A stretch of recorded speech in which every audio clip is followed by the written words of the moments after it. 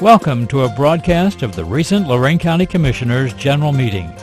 Unless otherwise announced, meetings are held Wednesday morning at 9:30 at the Administration Building, 226 Middle Avenue, 4th floor, downtown Elyria. These are public meetings and you are invited to attend. Agendas are posted prior to the meeting at www.loraincounty.us. Click on Departments to see the Commissioners page, then click on View Agenda. Well, good morning, everyone. Welcome to the Lorain County Board of Commissioners, our meeting for January 20th. We'll start first with our Pledge of Allegiance. I pledge allegiance to the flag of the United States of America and to the republic for which it stands, one nation, under God, indivisible, with liberty and justice for all. Our prayer for this morning is the Serenity Prayer. God grant me the serenity to accept the things I cannot change, the courage to change the things I can, and the wisdom to know the difference. And we have a dog this morning from the kennel. Okay, this is a pit bulldog mix, kennel number 39, available today. Male, 14 weeks, ready for adoption. We have 15 other dogs over there. If anybody's interested, please come down and see us. Thank you very much. He looks like a fun one. Yeah, he so is he'll playful. keep you busy around the house. Very playful.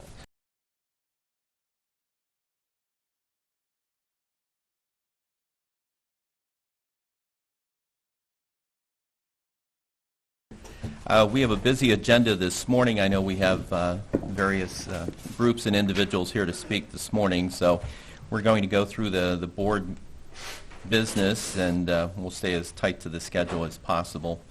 So, Madam Clerk. Under Resolutions Number 1, Investments. So move. Second. Discussion. Mr. Lundy. Aye. Mr. Kayla. Aye. Ms. Kowski. Aye. Appropriations. So move. Second. Discussion. Mr. Lundy. Aye. Mr. Kayla. Aye. Ms. Kowski. Aye. Transfers. So move. Second. Discussion. Mr. Lundy. Aye. Mr. Kayla. Aye. Ms. Kowski. Aye. No advances, no repayments, requisitions. So move. Second. Discussion. Yes, requisitions number 373 through 376 is for the Lorain County Auditor, who wants to do some renovations down on the second floor. It comes to about $67,000 some plus dollars. I did have a concern that there was only one bid for that project, and I did talk to the auditor this morning and asked him if it would be okay that we hold this for a week, because my second concern was that our facilities manager, Karen Davis, has not been in the loop with this project, so I wanted him to sit down with her and make sure, she's involved in the process. So if we could just hold those few items till next week. Okay. Sure. I think it's going to take a little longer than a week, though. And we can just hold them. I wouldn't suggest for a week. Anytime there's structural issues that requires a contractor, other than, say, Steelcase that's coming in to reconfigure portable office space, the facilities department definitely needs to be involved in what's being bid and how the work is going to happen. We redid this building, most of this building, a few years back, and we stopped the electrical power from the 5th floor going down to the 2nd floor because somebody hijacked off a power box because there wasn't enough power here. Or we had the weirdest stuff in this building because of all of this hodgepodge construction that went on, and all those corrections I'd like to keep into place so that any physical construction definitely needs to go through facilities. Plus, whatever we add needs to be put on the master documents so we know what's in the building in the future, and we won't be around, but other people can look at those drawings and know exactly what they're dealing with. So and I think we can work with them and get this resolved in a few weeks. Well, he is on time restraint. He wants it done by a certain time for the reappraisals or something that's going to be happening like in March or April. So hopefully we can help facilitate it quickly. It would depend on the cost level involved, and if we hit that 50,000 threshold. It's like 67, but it's broken down into different requisitions. So. Well, unfortunately, if it's an overall project, we'll take a look at it. We'll expedite as best we can Thank you. with them. Okay. I just also wanted to point out I'll be abstaining from item 250 on the requisitions. Okay. Anything further? Mr. Lundy. Aye. Mr. Kayla? Aye. Ms. Kowski? Aye. Travel? So moved. Second. Discussion. Mr. Lundy. Aye. Mr. Kayla? Aye. Ms. Kowski? Aye. Bills? So moved. Second. Discussion. Mr. Lundy. Aye. Mr. Kayla? Aye. Ms. Kowski? Aye. Authorize various personnel actions as indicated on the summary sheet for employees within jurisdiction of Lorain County Commissioners. Mr. Cordez? Thank you, Commissioner. I do have a number of personnel issues and potential hires, specifically at Job and Family Services. I want to update you on our ongoing labor negotiations. Also, some cleanup issues with regards to Golden Acres that need to be discussed, and I need to close out the bargaining unit issues there. All of it's just housekeeping stuff, but we need to talk about it. It all falls under the Sunshine Act, and the potential sale and purchase of real estate. All of those issues are allowable under the Sunshine Act for executive session discussions. So I'd ask at the conclusion of our regular meeting, we go into executive session and talk about those issues. Thank you. Approve and waive the reading of the minutes of January 11th. So moved. Second. Discussion. Mr. Lundy. Aye. Mr. Kayla? Aye. Ms. Kowski? Aye. Approve amended enterprise zone tax abatement agreement with City of Oberlin and Agrinomix, LLC, and Creekside Properties, LLC, which calls for a 15,000 square foot addition to its Oberlin facility at a minimum of $700,000 and $5,148 to $7,488 office addition at a minimum of $500,000 and creation of 8 new full-time jobs. Abatement is for 10 years on real property at 75% abatement. And Jerry Goode's here. Yeah, I understand we have a presentation this morning. Jerry Goode, our Economic Development Director here. Good morning. Good morning. As you know, I'm Jerry Goode, our Economic Development Coordinator for Lorain County. I'll speak. I tend to be a little quiet. I have with me this morning Rob Lando from Agrinomix. We were here back on June 24th when they came before the board to request a enterprise zone agreement for an expansion. We have some additional good news today because that project has gone so well. They're looking forward now to expanding their offices and hiring more people. So I've asked Rob to come this morning and give you kind of an update on where they stand with what you approved on the 24th and what they look to do in the future. So Rob. Good morning. Welcome back. Thank you. Good to be back. They have a presentation? And I will go through it quickly because I can see you have a packed agenda, but feel free to slow me down if you want to. It's nice to have you back doing this again. Yeah, thank Go you. ahead, take your time. Thank you very much. So, yeah, we're back. And basically, I just wanted to give you a quick update on the project that you approved the last go-round and then give you, again, a quick update on what we hope to do and what we're asking for this go-round. So we continue to grow. And this is a similar slide to the one that we talked about so short time ago.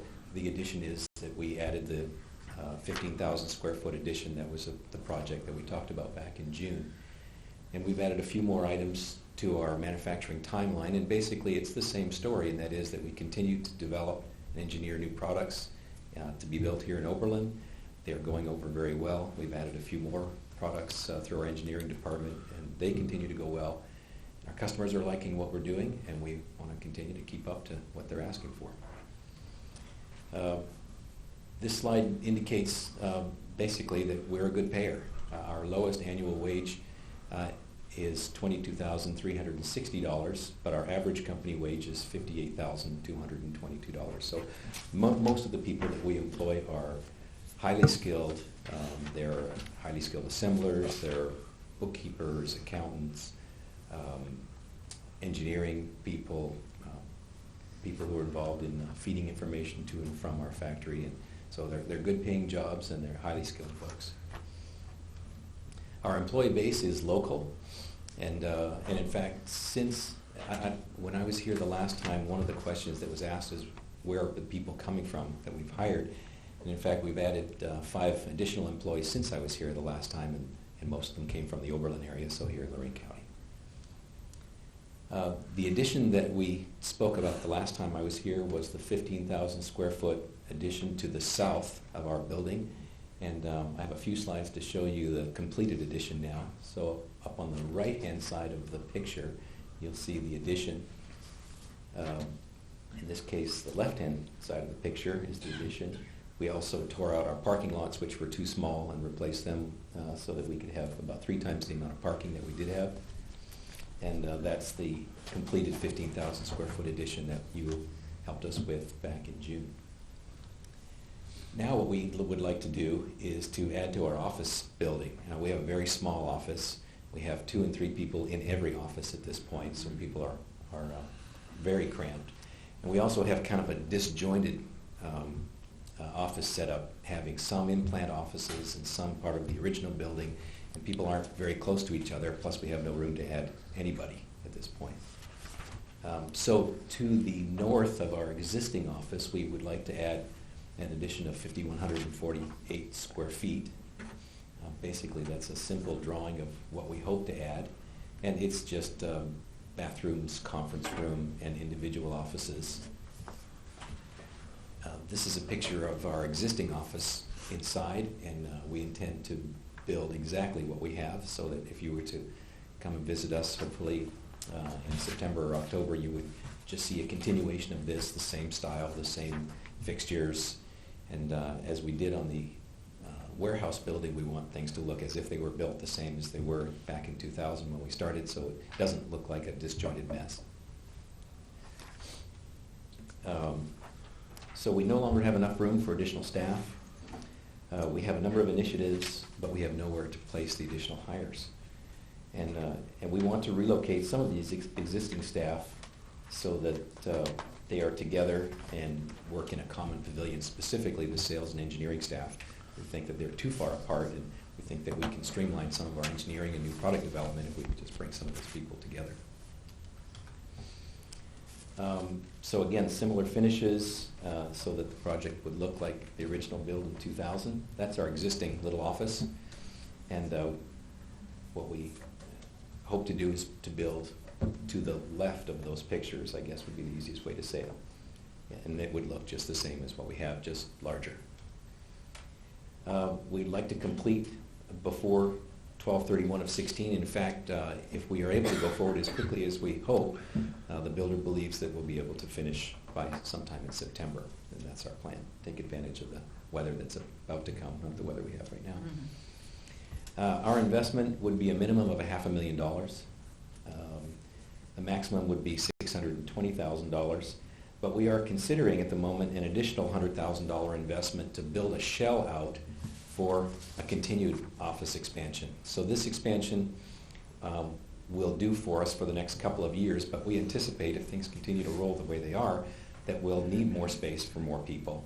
So what we would like to do is to build an additional 30 feet of the office, but not finish it. Basically do all the exteriors, do the floor, do the heating, do the sprinkler system, but not finish the interior walls and the electrical. It'll save us quite a bit of money, but also for the next build out would save us a lot, so that the structure is only having to be built once instead of twice. And that additional build out is shown on this current slide. So the proposed office of 5,148 square feet, but then additional 2,340 shell ready for a final build out later on. The estimates that we had made before for our additional staffing were conservative. I believe I mentioned that to you the last time. And of the 5 people that we agreed to hire over a 3-year period, we've already hired 4 of those 5 people. And we've just finished that first build out. So the additional folks that we hope to hire, or that we're committing to hire, I guess would be the way to say it, would be 1 full-time person in year 1 and 1 full-time person in year 2, and then 1 full-time person in year 3. But we already have initiatives underway. As soon as we have places for them, we believe we're going to fill those spots.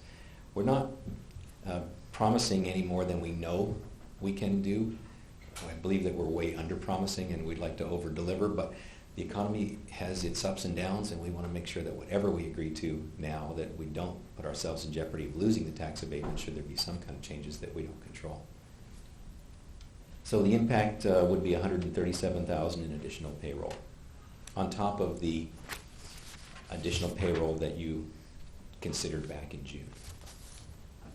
So our tax abatement request is basically an amendment of the last agreement, which was the same 75% of the additional value over a term of 10 years. And that's all I have. Wonderful, nice job. How have you been doing? You made a pretty impassioned plea about employees when you were here back in June and trying to fill positions and stuff. It's a challenge. Still, you Yeah. haven't seen any light or improvements? No, You were working with the college? we're trying. Yes. Yeah, it's very tricky to find highly skilled people. And When you talk about highly skilled, define highly skilled. so, for instance, in our assembly area, people who have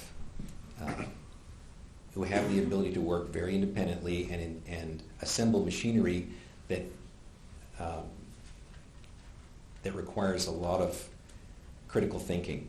So, for instance, we don't build 60 of any one machine. We build one of this and 2 of those and 3 of those. And so people have to be able to read the blueprints correctly, assemble things correctly the first time. If we make mistakes, we don't make a profit.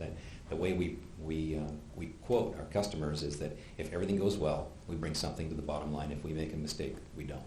And so it's tremendously important that when we do things, we do them right the first time, because the second time is a loser. So being able to read blueprints, do advanced math, have mechanical skills where they can assemble motors and gearboxes and chains and check alignments, and our people have to work very independently. We don't have a heavy supervisor staff, so we really count on people to be able to read those blueprints and be able to assemble advanced machinery first time correctly. That's one of the areas where it's tricky. I would, if it would be okay with you, I'd like to have our Director of Workforce Development contact you. Sure. We have recently engaged in a new program to become an ACT accredited community. What we want to do is when workers come into workforce development, we're going to do an assessment of them and assign values to their skill sets based upon those assessments. And how we could use that to assist you maybe in giving you a talent pool to select from would be to come out and assess your jobs, assign point values to your jobs, and once that's done and we do the assessments of the folks looking for work, we can match those skill sets and maybe send you a pool of candidates that you can select from that would have possibly a greater chance of success at that job. Mm-hmm. I can't promise you're always going to find the right person, but at least the screening tool will give you an advanced look at the potential for success. Would you be interested in making that You bet. contact? And I hope this doesn't come across wrong, but it's a little like dating. And if the more people you get to see, the better chance you have of success. Well, what we're doing is Match.com. So I can certainly use that help, because the more people we're exposed to and maybe exposed to us, the better chance we have of selecting those long-term players. Jerry, get with Mike Longo and let's make this connection. Mike will go over the ACT Ready Community. We're not completely engaged yet on that. In fact, I was out at Flavor Seal last week for a number of hours and talked about similar problems with matching the correct skill sets in the workforce with the jobs that need to be done in the plant. So we're just starting out on this. There's going to be some rough edges around it, but I'm sure we're going to curve those edges into a usable product, and I'd like to engage with you and see if we can help out. You bet. We'd appreciate that. And we have one really interesting success story that I'll share with you.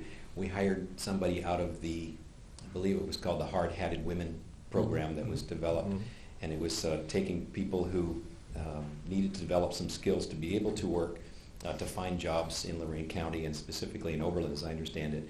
And our HR director was recruited to help a little bit with that program, doing some mentoring and interviewing with those people, so pre-interviewing, helping them to develop some of those interview skills and resumes.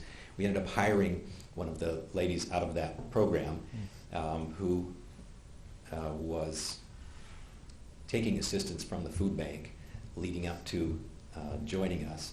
In fact, we did a large food bank program with our employees over Christmas time, and she was the one delivering the food to the food bank this time.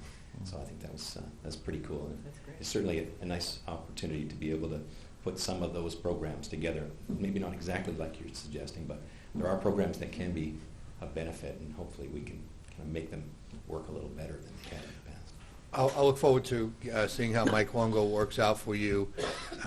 We're going to do 2 or 3, 4 companies and do a pilot, so to speak, with that. Won't require much from you, just a little bit of time to let us look over the jobs and assess the jobs. This is a community-wide effort. Team Lorain County's involved, the Chamber's involved, the Growth Partnership, Community Development, Workforce Development, and the college and JVS to try to evaluate our workforce so that we can better match the skill sets of that workforce to your job needs, so you don't have to waste a lot of time going through candidates that really will have no good chance of success. Right. It's not good for them either. No, Right? it For those is people not. that come in and have a short stay with us because they weren't well matched to us, that reflects poorly on their resumes and their chances for the right job that they might need to find. Yeah, it's an ongoing issue in Ohio, the skills gap. We have tens of thousands of jobs that are available all the time. People say, where are the jobs in Ohio? Where they are there. It's just a matter of matching the skills with what the employer and we have needs. Such a great resource with Lorain County Community College, where they are teaching those skills. We just don't have enough people going through the program. Right, that's one of the major issues, exactly. I hear it every day, no jobs, no jobs. And you talk to I talk to employers going, we can't find anybody to work for us. Right. The gap in this new act will make a big difference. We'll go from a literacy assessment to an actually skills assessment, which will benefit our employers when it comes to interviewing and eventually hiring. So. And I think that we spoke about this the last time I was here. Having those people who are looking for jobs, understanding that the path is really very simple and very short. If they have the aptitude and they can go through a 2-year program and then graduate and be earning $30,000, $40,000, $50,000, $60,000, $70,000 within just 3 or 4 years, that's a phenomenal opportunity. But we just have to have people be able to see what 2 years away looks like and make sure they choose the right path. Good job. Thank you Thank very you much. Thank you very much. I would just like to close this by saying that the amended enterprise zone before you this morning has went through all the appropriate channels according to the Ohio Revised Code. The Oberlin Tax Incentive Review Council did meet and approve the abatement, the additional abatement. The City Council of Oberlin met and passed Resolution R-15-15, and so that has been approved at the local level. And the notification letters did go out to the schools based on the 14-day requirements. So all those have been met. Commissioners, for just for clarity, and it's old information for us, but sometimes it's new for other people. With tax abatements, the county set up a number of enterprise zones decades ago. In the agreements with those enterprise zones, they delegated the authority to negotiate these deals locally within the community. However, with the exception of the city of Lorain and the city of Elyria, who have their own enterprise zones, all enterprise agreements have to come to this Board of Commissioners for final approval. It's a good relationship with the locals. It gives them a chance to put their flavor on it before it comes to us and color it the way it needs to be colored to work in their environment. But at the end of the day, there are your enterprise zones for approval or disapproval as you see fit. Just a little bit of information for those people that really don't understand how that works. Okay. Good job, Jerry. Madam Clerk? Would You you gotta like to move, make a Matt. motion? Oh, I thought we had already made the motion, so move. Second. Any further discussion? Mr. Lundy, Aye. Mr. Kayla? Aye. Ms. Kowski? Aye. Would you like to go to the appointments now, or do you want me to continue? I think we should do. Bring 'em up. Yeah. Do the appointments? Okay.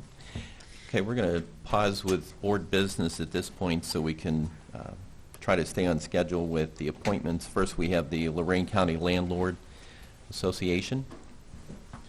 It's executive director and a topic we used to hear a lot about in Columbus, bed bugs.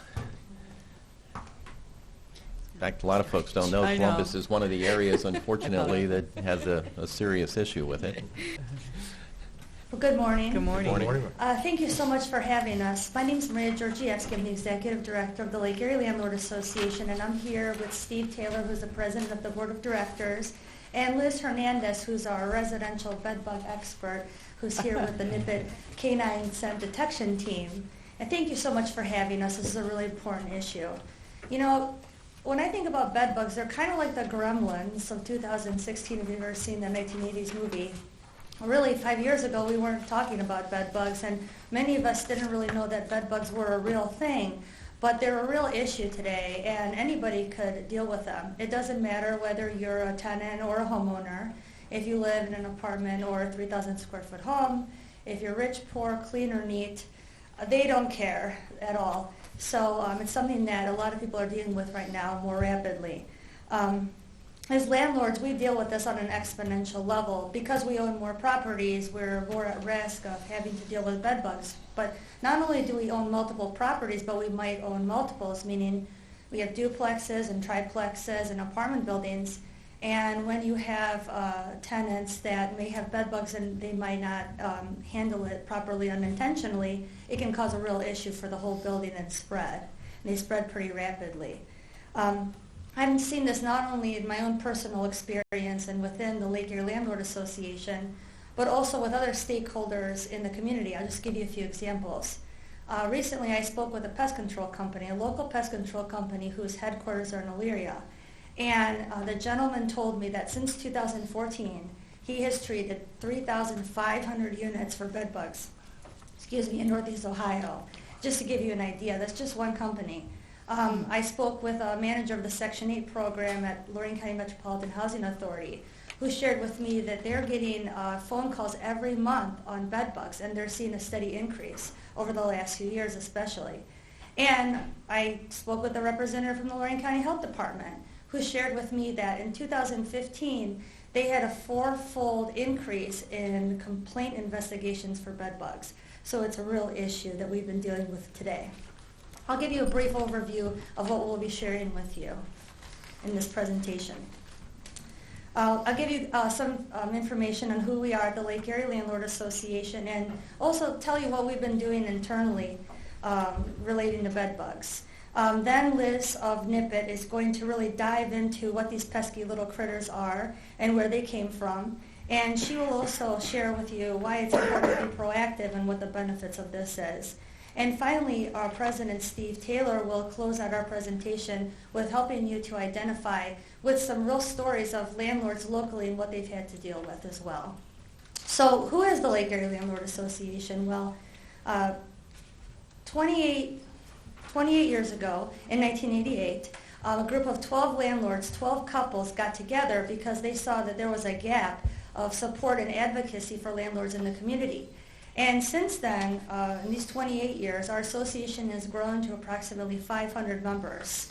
And we're looking to continue to grow that number. We're an education nonprofit, and we provide support, resources, education, networking, and everything that landlords need to manage their properties and protect and enhance their investments. And though we provide a variety of benefits, probably our biggest benefit to the association and landlords in the area is our legislative committee, who has been very active. And I think the reason why we've developed such a positive reputation is because our members are known locally as landlords that work to improve the condition of housing for everyone. And subsequently, we've been able to enact beneficial legislation for our members. So a couple of things we've done internally in the association, first and foremost, over the last few years, is we've had workshops and meetings. And we've packed the house when we bring in these pest control experts to share with us who these bed bugs are, how can you get rid of them, what kind of treatments there are, how to work with your tenants, and things like that. Also, we put together a bed bug addendum, which we only share with our members, but I'll give some to you guys up here. It becomes public record now that you give it so everybody can read that. Okay, you definitely can. Okay. We just ask them to share it. So We don't have a choice at this point. You just gave it to us, Oh, okay, Marja. that's fine. It's Okay, I everybody's now. understand. Okay. But I said that because our forms are for our members, and it's one of the benefits. So, and basically what this form was put together was to create some accountability and ownership. when you have a unit that is bed bug free, to helping tenants understand that if they did bring in the bed bugs, that they would need to take ownership and be responsible for taking care of the issue.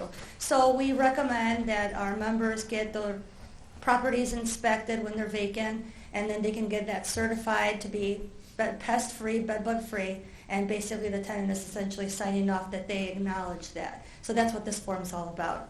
So there's been a lot of work that's been done over the last few years. There's task forces in Cuyahoga County and Central Ohio.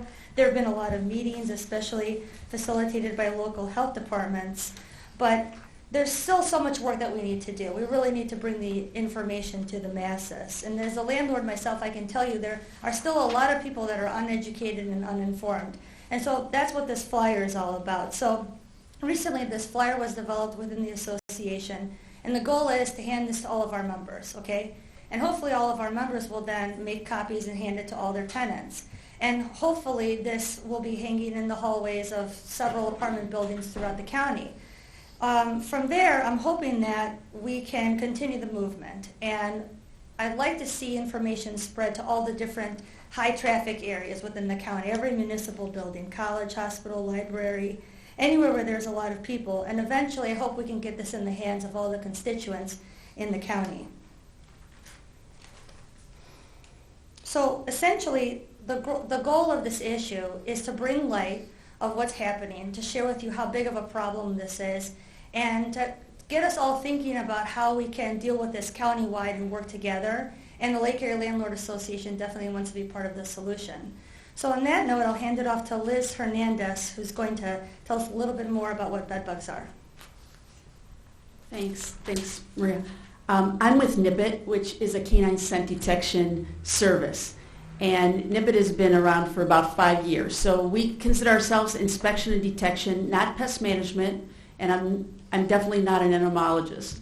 Although as part of establishing this company over 5 years ago, I was actually in affordable housing, and we were getting a lot of calls about bed bugs over 5 years ago, maybe 6 years ago. At the same time, one of my sons was very interested in dogs and training and having a career with dogs, kept sending him articles, and I was doing this research and found all these pop-ups of dogs doing early detection work in New York City. So found the trainer down in Florida who we had our dogs professionally trained. They're certified every year. So what I bring to the table is right now is a lot of experience of helping them fielding the calls and helping them with this business. So over the course of 5 years of inspecting thousands and thousands of units using the dogs, we've been able to bring some expertise to the matter. I'm also a member of the Cuyahoga County Bed Bug Task Force, which meets every other month and is an association with pest management professionals, health professionals, as well as anyone concerned about the bed bug problem. As Maria said, it is a growing problem. I mean, you've heard about bed bugs. They're tiny little, but you can see them. They're not invisible. Reddish brown oval. They grow to be about 1/4 inch at their largest size. The eggs can be very translucent, hard to see, and they go through various stages, nymphs, et cetera, et cetera. When they become adults, the big problem is they're very good hitchhikers. They're extremely good. They're good at hiding, and they're good hitchhikers. I mean, it's incredible to me. These bugs are fast, and they don't hop like fleas. They crawl very fast. But they get into places where they really are very hard to find, which is why early detection with a dog, I think a dog is a wonderful tool, but there are other methodologies as well. But is one of the reasons getting to them quickly, early detection, is one of the keys to solving this problem. They feed on human blood. They prefer human blood. If you had a dog in the room and a human, they would go to the human. It's just easier. It's more efficient for them. They don't have to go through all kinds of fur. They tend to be nocturnal, but not exclusively. And as I said, the female can lay up to 500 eggs in a very short time. So you get a female laying 3 in a day, 4 in a day in a home, and some of those end up being females. You got a problem in no time.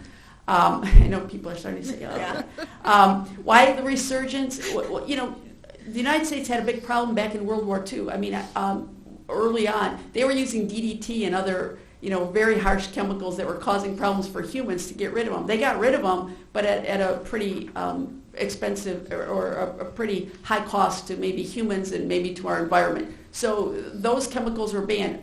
A lot of travel goes on in the world. Other countries weren't maybe dealing with them. So they came back slowly. 10 years ago, you all started hearing about it. New York has bed bugs. Everyone started to get, a little bit alarmed about bed bugs. We have, like I said, besides being phenomenal hitchhikers, they just hide very well. So in a hotel room, that has them, it'd be very easy to bring it home. What are we seeing in Ohio? We're seeing Ohio is now one of the top states for bed bugs. 4 of our cities are in the top 15 according to Terminix's survey, including Cleveland and surrounding areas. So people, what happens that there's such an issue with spreading? Well, first, people aren't aware of them until they have an infestation. Some people don't even react to bites. That's very true in elderly. So someone could be in an apartment, never see them. If you're not cleaning very well and aren't, maybe your eyesight's failing a little bit, that's a huge problem. You don't ever see the bites. Pretty soon you have a big problem in your house, and maybe anyone who's come into your house has now taken them home, or a home health aide has taken them home. We're seeing that another issue is people try to solve it on their own. Once you've got an infestation, it's going to be really hard to get rid of it on your own unless you are really, really diligent and know what to do. It's an extremely difficult problem, so most likely you'll reduce the problem. You may spread them in the meantime. You've seen people burning their house down. You trying to do heat treatments themselves, which are, by some experts, the most effective. However, they're extremely costly. I just had a call from someone who spent $3,000 on a heat treatment. He never even saw a bed bug. He didn't even know if he had bed bugs, and I'm convinced he never did have the bed bugs, which is another whole problem because, there are pest management companies that won't treat without seeing them, but there are others that will treat and sell a treatment. And as well, all early detection dogs are not created equal, by the way. Our dogs are certified annually. There are other dogs out there. So this person just had a son that had a rash. He thought it was bed bugs. Brought in a dog. The dog sat in the room. They said it was that was his alert. They referred him to a heat treatment. The guy spent $3,000 and called us because he said his son's having the same bites. I said, "Did you ever see a bug?" No, we never saw a bug. We never saw one bug. So, that's catastrophic. He was sick about it. We inspected the house. The dog had no alerts. So there's a lot of things going on out there for people. It's a health and economic toll. It's an emotional toll. It's total anxiety. Why they aren't known now to spread disease. They have not said that they do. It creates such anxiety. I've had calls at 4 in.the morning. Someone can't sleep. They thought they got rid of them. They think they have them. Do they have them? Don't they have them? The dog can either clear the house or target our dogs target within 12 inches of the scent, and we make every attempt to find it. But that's so people know what they're dealing with. Once knowing what you're dealing with is half the battle. You know whether to call a pest management company, and you know how widespread it is. Or some people, if they find 1 or 2 bugs in the house, can deal with it on their own. Where are they? As Maria said, they're everywhere. They're in schools, offices, apartments, hotels, taxis, buses, movie theaters, hospitals, summer camps, courts. We were asked to inspect jails, morgues. We were asked to inspect a morgue. Private airplanes, airports, summer camps, colleges, dorms. Early detection, proactive detection. Early detection to come up with a treatment plan or to relieve your mind, which is half of the work we do, is someone who still thinks they have them when they don't. The dog clears the house and they can move on with life. That's not what you have. Move on. I think the proactive part is so important for multifamily buildings, hotels, dorms. We've had a lot of calls. My son came home from college, that type of thing. It's very prevalent. And then, again, you're just spreading an expensive problem. Multifamilies where the landlord doesn't have any obligation to do anything or to even inform other tenants that there's a problem. we've gone to multifamily buildings where someone has a terrible problem, and if you have a terrible problem and you're seeing them, by the way, you don't need the dog. You just need an effective treatment plan.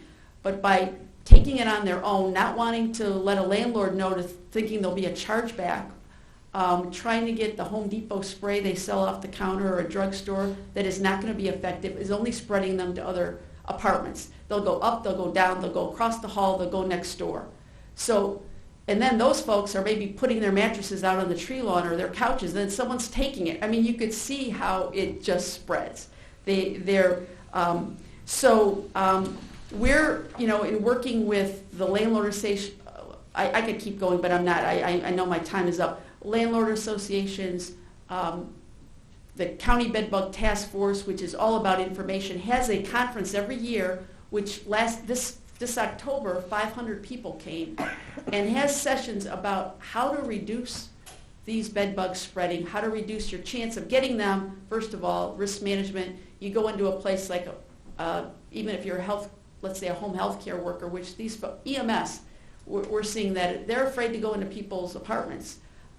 What you can do to prevent that you're going to bring them home. It's such an important topic. I think public awareness, education, what Maria was talking about, educating landlords, putting maybe some controls on hotels, and you can't ignore the problem. A hotel would prefer to ignore the problem or wait till a guest tells them than to do some proactive work that might cost a little money up front but saves them in the long run.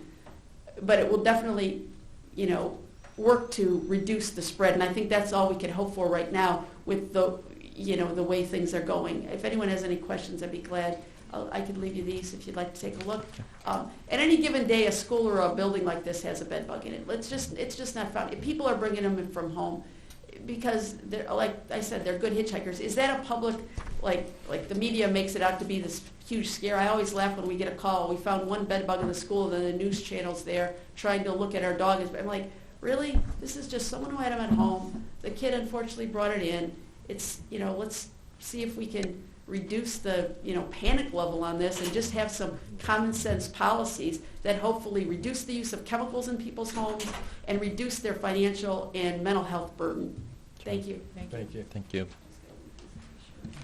Thank you for having us. I'm Steve Taylor, president of the Lake Erie Landlords Association, and also owner of Sandstone Realty, which we manage about 400 rentals in Lorain County and a couple hundred in Cuyahoga County. I'm just going to give you a quick description of how fastly this is growing. We just use an exterminator to take care of our properties, and in 2011 we had no cases of bed bugs. In 2012 we spent $3,400 in bed bug treatment. In 2013 we spent $7,000 in bed bug treatments. In 2014, we spent $28,000 in bed bug treatments, and then this year in 2015, we spent $36,000 in bed bug treatments, and it's only getting worse. And I spoke to our exterminator, and he said, as of today, nothing is getting better. And awareness and people cleaning the properties and getting the properties ready for treatment is the only way that we can tackle this. And thanks for having us. Once you have it treated and then somebody comes in with a bed bug problem, can they then have a problem after it's been treated? Absolutely. So we could go in, we could treat the house today and get the house clear, and then your child could go to school and hang their coat next to a child that has bed bugs in their home, and the bug could go from one coat to the next. You bring it home, now your house within 30 days could be infested again. Okay. Like cockroaches, it never ends. Cockroaches are mainly off of filth, people not cleaning up after themselves in the house. And, if we get a call today with someone that has cockroaches in the house, we're thankful. Because it's such an easy fix. Mm-hmm. Bed bugs you can't fix. We could sit on a chair today, and they could, on a cloth chair, we could bring it home with us. I remember as a child, my parents always said before they tucked us in, don't let the bed bugs bite. And I was like, what the heck is a bed bug? Yeah. Mm-hmm. Now today when I tuck in my children, I'm praying, oh God, I hope we don't have bed bugs. So, because they could bring them home from school, we could go to a movie theater, sit in a chair, and we could bring them home with us. So, thanks for letting us bring the awareness to you guys. Thank you. Appreciate it. Thanks, Maria. Thank you. Yeah. I guess if you'd like to contact the Lake Erie Landlord Association, their number is 233-5300, 233-5300 if you have any more questions on that. Thanks for the presentation. I know we had several presentations when I was in the legislature in Columbus, and it is a very serious problem. And, you know, even the next time you stay in the fanciest, most upscale hotel, realize that there could be a bed bug in your room there too. So, but thanks for educating the public about this in our community. Running a little bit behind schedule, but we'd like to welcome now our next appointment, Jeanine Donaldson with the Fair-Minded Coalition of Lorain County. Happy New Year. You too. Same to you. And thank you for allowing me to speak on behalf of the Fair-Minded Coalition of Lorain County. And some of our members are here, and I'll just ask them to stand when I call their name. Sally Stark from Lorain, Sam Battle, retired principal at the JVS, Paul Wilson, he's a pastor at the United Methodist Church in Wellington, Virginia Simon with the YWCA of Lorain, Pastor Tim Williams, Greater Victory Church, Lorain, Latasha Kennard, student, and Sue Ely Kruger, community activist. I'm going to start by reading a letter that I'm presenting to the commissioners. Dear Commissioner Lundy, President, we, the Fair-Minded Coalition of Lorain County, are writing to you to enlist your support on a matter which has become a controversy in Lorain County, Ohio. This past summer, we learned that some vendors at the Lorain County Fair were displaying and selling the Confederate flag and various items related to it. To some Americans, the Confederate flag is merely a historical artifact of a defeated insurgency which sought to split our United States. But to many Americans, specifically African Americans, the Confederate flag is a symbol of slavery, hatred, and racism. Although the Confederate flag was retired at the end of the Civil War, it was resurrected in the 1960s by southern states to protest laws passed by the federal government to give all Americans, including African Americans, equal rights to vote, to use public facilities, and to attend the same public schools as non-minority Americans. Thus, the Confederate flag, a flag of the Confederate government, which believed maintaining slavery was a matter of states' rights, became a symbol of those same states claiming the right to maintain segregated schools, restaurants, hotels, and other public facilities. And today is one of the primary recruiting tools used by white supremacy groups for their hateful organizations. When the issue of the Confederate flag surfaced this summer at the Lorain County Fair, one of the vendors admitted that the flag was not being sold as a historical artifact, but was in fact being sold as a matter of free speech, opposing the federal government's policies and its overreach in the lives of citizens. We certainly recognize the right of these individuals to oppose federal policies which protect the rights of all Americans, but when an event like the county fair allows such free speech and derives income from the purveyors of such items as the Confederate flag, then the message to many Americans, and mostly African Americans, is you are not welcome.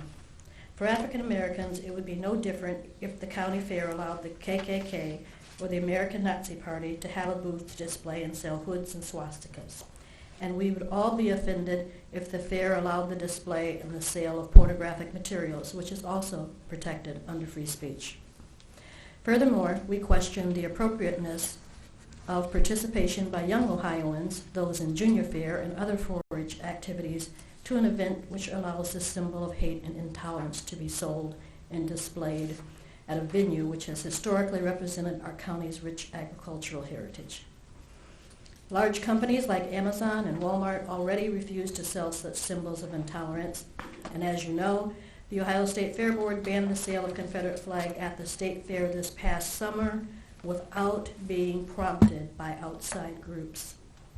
We, the Fair-Minded Coalition of Lorain County, is requesting that our commissioners, as ex officio members of the Fair Board, intervene in this matter and recommend to the Lorain County Agricultural Society, doing business as the Lorain County Fair Board, that they adopt the Ohio State Fair Board's policy to ban the sale and display of offensive materials, or simply follow their own guidelines, which prohibits questionable items on their fairgrounds. If Dr. Martin Luther King Jr. is correct that the arc of moral universe is long and bends towards justice, then historically Ohio has been ground zero and must continue that legacy. Thank you in advance for your support. That is the official letter that I will be presenting to you. And I just have some other comments that I would like to make. And one is that the Fair-Minded Coalition is comprised of a cross-section of Lorain County citizens, geographically, racially, and politically. We are what our name implies, fair-minded. We know that the Lorain County Fair Board is privately owned and operated. However, we do not believe that it is fair to intentionally offend 12% of the county's population, African Americans, and thousands more who also find the flag offensive because they can. There is a saying that just because you can do something doesn't mean it's the right thing to do. However, if that's not persuasive enough, we also know that in allowing the sale of the Confederate merchandise, they are violating their own policies. If you go to the Lorain County Fair's website, you'll be able to look at their constitution, their bylaws, their goals, and their mission. For example, the mission of the Lorain County Fair, as stated on the website, reads as follows: to enhance Lorain County through an annual celebration, promoting agriculture, education, entertainment, and encouraging positive youth development and leadership skills. Remember the words, enhance Lorain County. They're privately owned, but their mission is to enhance Lorain County. They also say that they want to promote positive youth development. If you go on to look at their goals section, the goal of the Lorain County Fair is, and the goal of the fair has always been to educate people about animals and to hold a family-oriented event representing high standards set over many years. Keywords there are high standards set over many years and also family-oriented. And in their general rules, under concessionaires and vendors, it states, under no circumstances will privileges or concessions of questionable nature be sold or in any manner tolerated on the grounds or in the building. The Society further reserves the right to deny space to any concessionaires at its discretion. So let's remember that they have the right to deny space, and it's regarding questionable items or questionable nature. So not only does the Fair-Minded Coalition find these items of questionable nature, but so also do 6 major retailers who do business in our county: Walmart, Amazon, Etsy, Sears, Super Kmart, and Target. One company commented that they are removing the merchandise because their company's policies prohibits items that glorify hatred. And another said that the flag has become a contemporary symbol of divisiveness and racism. We ask that you act on this matter. If the Confederate flag has not proven itself at this point in time in Lorain County to be of a questionable nature, I don't know what the Fair Board would consider as such. Those are my comments that I'd like to make at this time, and I just ask if anybody from our coalition would like to say anything. Members? I see a hand from Reverend Paul there. Wilson. Okay.